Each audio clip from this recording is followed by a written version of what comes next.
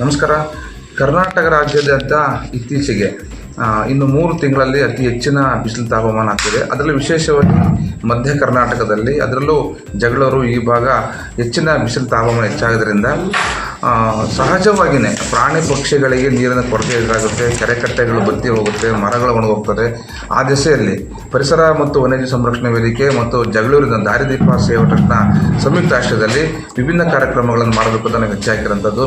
ಅದರಲ್ಲಿ ಪ್ರಮುಖವಾಗಿ ನಮ್ಮ ದೃಷ್ಟಿಯಲ್ಲಿ ಅಂದರೆ, ನಮ್ಮ ಕಾಲಘಟ್ಟದಲ್ಲಿದ್ದಾಗ 20 ವರ್ಷಗಳಿಂದ 10 ವರ್ಷಗಳಿಂದ ಅಕ್ಕಿ ಪಕ್ಷಿಗಳ ನಾವು ಸಂಖ್ಯೆ ಜಾಸ್ತಿ ನೋಡ್ತಾ ಇದ್ವಿ. ಆದರೆ ಇತ್ತೀಚೆಗೆ ಪಕ್ಷಿಗಳ ಸಂಖ್ಯೆ ಕಾಣದಿರುವಂಥದ್ದು ಯಾಕೆ ಅಂತಂದರೆ ಆಹಾರಗಳ ಕೊರತೆಯಿಂದ ಮತ್ತು ನೀರಿನ ಅಭಾವದಿಂದ.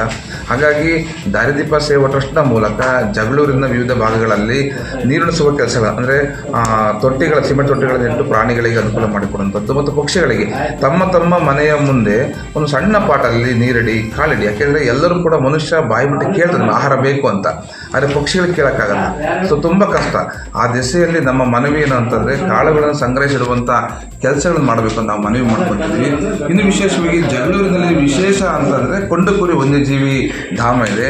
ಆ ವನ್ಯಜೀವಿ ಧಾಮವನ್ನು ವಿಶೇಷ ಅಂದರೆ ಯಾತ್ರಾ ಸ್ಥಳವನ್ನಾಗಿ ಮಾಡಬೇಕು ಅಂತ ನಾವು ಸರ್ಕಾರವನ್ನು ಆಗ್ರಹ ಮಾಡ್ತೇವೆ. ಅಷ್ಟೇ ಅಲ್ಲ, ಒಂದು ಅರಣ್ಯ ಇಲಾಖೆಯ ಮೂಲಕ ವಿವಿಧ ಕಾಲಿರುವ ಜಾಗಗಳಲ್ಲಿ ಸಸಿ ನೆಡುವ ಕಾರ್ಯಕ್ರಮಗಳನ್ನು ಕೂಡ ಮಾಡುವ ಕೆಲಸವನ್ನು ಮುಂದಾಗ್ತಿದ್ದೀವಿ.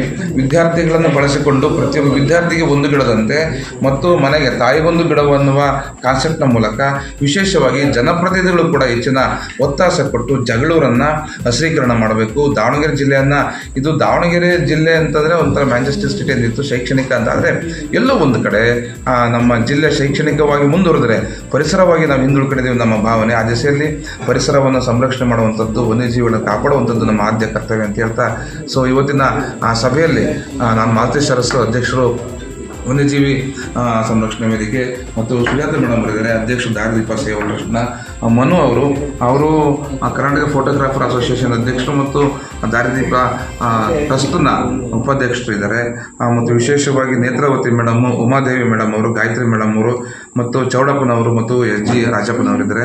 ಸೊ ಧನ್ಯವಾದಗಳು. ಪರಿಸರ ಮತ್ತು ವನ್ಯಜೀವಿ ಸಂರಕ್ಷಣಾ ವೇದಿಕೆ ಮತ್ತು ದಾರಿದೀಪ ಸೇವಾ ಟ್ರಸ್ಟ್ನ ವತಿಯಿಂದ ಇವತ್ತು ಬೆಂಗಳೂರಿನ ಪತ್ರಿಕಾತ್ರ ಭವನದಲ್ಲಿ ಏನು ಇವತ್ತು ಪತ್ರಿಕಾಗೋಷ್ಠಿ ನಡೆಸ್ತಾ ಇದ್ದೀವಿ. ನಾವು ಈ ಸರ್ಕಾರಕ್ಕೆ ಒಂದು ಮನವಿ ಮಾಡ್ತೀವಿ. ಕೂಡಲೇ ರಾಜ್ಯ ಸರ್ಕಾರ ಆಗಿರ್ಬೋದು, ಕೇಂದ್ರ ಸರ್ಕಾರ ಆಗಿರ್ಬೋದು, ಜಗಳೂರಿನಲ್ಲಿರುವ ಕೊಂಡಕುರಿ ಸಂರಕ್ಷಣೆ ಮಾಡೋದ್ರ ಜೊತೆಗೆ ಅದಕ್ಕೆ ಮೂಲಭೂತವಾಗಿ ಏನು ಈ ಬೇಸಿಗೆಗಾಲದಲ್ಲಿ ನೀರಿನ ಅಭಾವ ಆಗ್ತಾಯಿದೆ ಮತ್ತು ಅದಕ್ಕೆ ಪ್ರಾಣಿ ಪಕ್ಷಿಗಳಿಗೆ ಆಹಾರ ಮತ್ತು ಸಿಗ್ತಾಯಿಲ್ಲ. ಇತ್ತೀಚಿನ ಬಿಸಿಲು ಹೆಚ್ಚಾದ್ರಿಂದ ಕೂಡಲೇ ಸರ್ಕಾರವು ಎಲ್ಲ ಪ್ರಾಣಿ ಪಕ್ಷಿಗಳಿಗೆ ನೀರು ಒದಗಿಸೋದ್ರ ಜೊತೆಗೆ ಅದಕ್ಕೆ ಆಹಾರವನ್ನು ನೀಡಬೇಕು ಅಂತ ನಾನು ಈ ಪತ್ರಿಕಾಗೋಷ್ಠಿ ಮುಖಾಂತರ ಒತ್ತಾಯ ಮಾಡ್ತೀನಿ. ಕೆಲವು ಸಂಘ ಸಂಸ್ಥೆಗಳು ಮುಂದೆ ಬಂದು ದಾವಣಗೆರೆ ಜಗಳೂರು ನಗರದಲ್ಲಿ ಕುಡಿಯೋ ನೀರಿನ ಪ್ರಾಣಿ ಪಕ್ಷಿಗಳು ಸಹ ನೀರಿನ ತೊಟ್ಟಿಗಳನ್ನು ನಿರ್ಮಾಣ ಮಾಡಬೇಕು. ಅದಕ್ಕೆ ನೀರನ್ನು ಸಾರ್ವಜನಿಕರಿಗೆ ನೀರು ಹಾಕಬೇಕು ಅಂತ ಈ ಪತ್ರಿಕಾಗೋಷ್ಠಿ ಮುಖಾಂತರ ಒತ್ತಾಯ ಮಾಡ್ತೀನಿ. ಎಲ್ಲ ಒಳ್ಳೆಯದಾಗಲಿ ಅಂತ ಶುಭ ಹಾರೈಸ್ತೀನಿ.